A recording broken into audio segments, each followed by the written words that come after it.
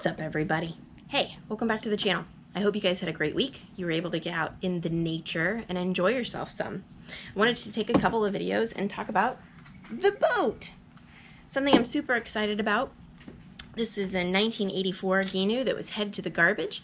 She was on her last leg.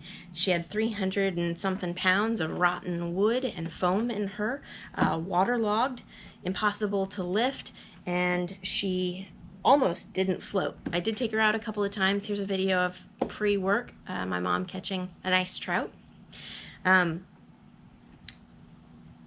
Unfortunately, I spotted a crack in the paint and said, I think I can fix that. I'm just going to take it down and then repaint that spot. Well, it created a roller coaster effect of destruction. So here is a video about basically demolition of the boat and getting it to a point to where I could start remaking it. Underneath that crack was this huge, basically hole that had been bondoed, and there were 5 layers of paint over it. So after discovering that and discovering that water had gotten in between the layers of fiberglass on the bottom and the side, it was all downhill from there. So for the next 4 or 5 months, I spent gutting and remaking her. So let me walk you through that. Have a great day, everybody. Please like and subscribe. Here's what the boat originally looked like. After finding a large crack, I sanded down that area, only to discover this huge hole.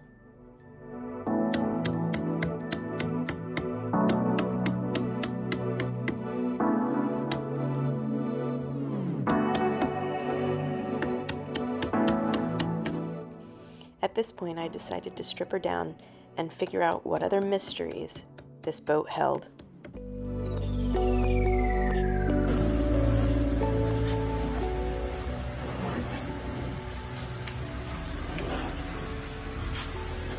Good morning.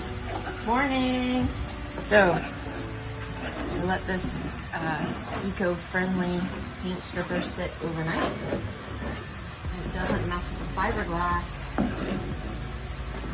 but I need to see what's underneath it. After getting down to the gel coat on the outside, I flipped the boat back over and started taking down all of the old seats and decking.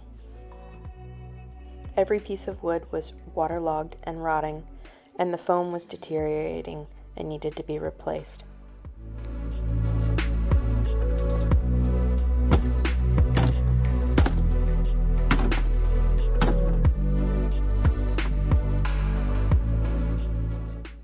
I salvaged the center storage area to use for later. I used a saw to cut out the seats and then peeled the rotten wood out. I made sure to leave some fiberglass on the edges for a guide and support. The walls were very thin. At this rate, it was going to take me another month to get all of the paint off and ready to start rebuilding. So I had the boat sandblasted.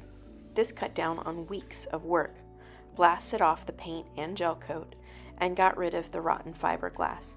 At the end, the boat was paper thin, see-through in places, with Swiss cheese holes. I replaced the side where the crash had occurred. I used a single layer of 1708. The entire boat was going to get a new coat of fiberglass, but I wanted everything to be the same thickness. At this point, I felt like I could really start to rebuild her. On the next video, I'll walk you through what I did to get this boat seaworthy. Thanks for watching, everybody. Remember to like and subscribe.